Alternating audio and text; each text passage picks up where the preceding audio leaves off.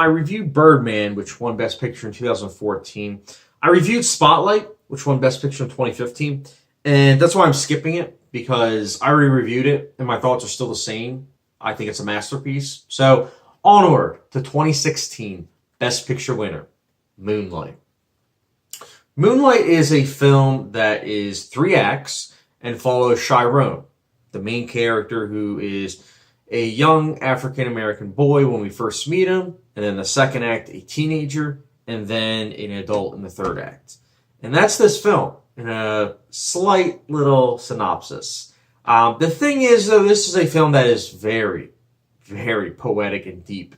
It's a mix of like Terrence Malick kind of filmmaking, where it's just so natural and organic with the way it goes about things, but also has that other artful approach of other directors and the meticulous nature of, I don't know, maybe a David Fincher film, because it just keeps you glued. You know what I'm saying? Like, Barry Jenkins does such a great job behind the camera. He knows what to do. And the film is a perfect length. It's only 111 minutes. And I have to say this before going forward. When this film first came out, I liked it. I thought it was good. It's a type of film that, though, I have to say, when this film came out, I was going through a lot. And I think I just wasn't able to fully appreciate it as well. It was late at night. And again, I wasn't in the best of mindset when I watched this film. And there's just a lot going on in my life. But there was something about it that just kind of made me say, you know what, Chad, like, you need to rewatch this. You know, and I always love it when there's that kind of film where there's wanting to be more, you know, where you have to rewatch it. It begs rewatching. You know, movies like Blade Runner, Fight Club, have just done that to me. And I have to say Moonlight's the same way. Moonlight, upon second viewing, it really hit me. And I've seen this movie a couple times since then, in 1 year. This is such a great movie. I mean, it's enriched with character development. There's so many little nuances that these characters do. It's incredible to also see the change that this character goes through. Also, I just love the messages of masculinity and just how you shouldn't judge a book by its cover.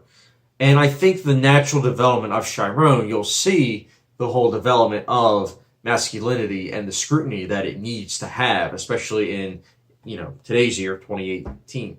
I mean, this is a film that is very, very important to watch. I don't want to give that much away because I feel as though if you haven't seen it by now, you really should. And you should go in as blank as possible. It's a film that really does beg multiple viewings. There is so much little symbolism gestures that are in the film, too, with the cam work, too. I mean, I remember the first time I saw this film, for some reason I thought the cinematography was just good. But upon rewatching, it's just great. It's so natural. It's so enriching. And you're just soaking up all the little details that go on in this film. The score by Nicholas Brittle is also fantastic.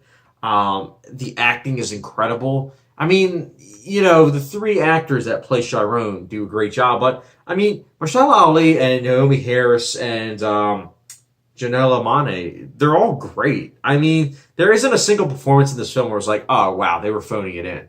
And the ending of this film is so saddening, yet so powerful and so subtle, all in one ending. And I loved it. I can't praise this film enough without spoiling it. And I don't want to spoil anything. I want to be as vague as possible while praising all the things that matter to me. Because this is a film that needs to be seen by all.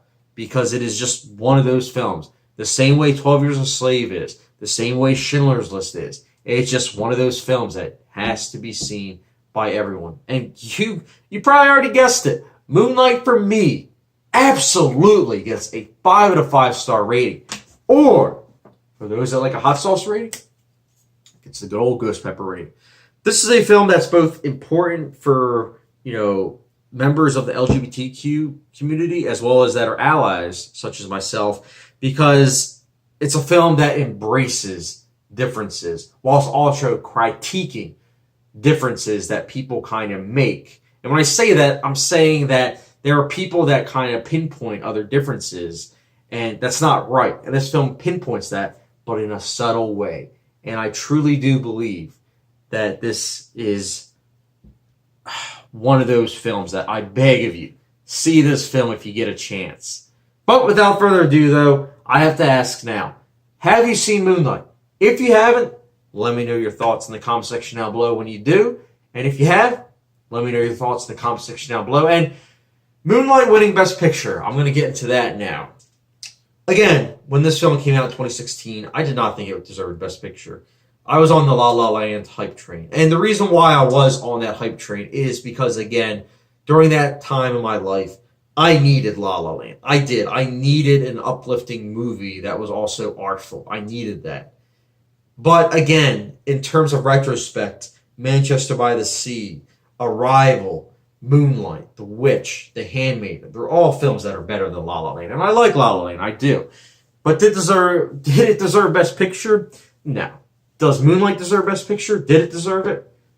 100%. It did deserve it. Moonlight is such a great movie, and it goes without saying, I loved it. And I have to say, guys, this being my last review, because I've now reviewed 1995 to 2017 Best Picture winners, it feels great. It feels like I just accomplished something. I will say this, though. I'm probably going to re-review American Beauty just because my thoughts have changed with that. Everything else, my reviews have, it's just kind of the same. Maybe Shakespeare in Love, I do like it a lot more now.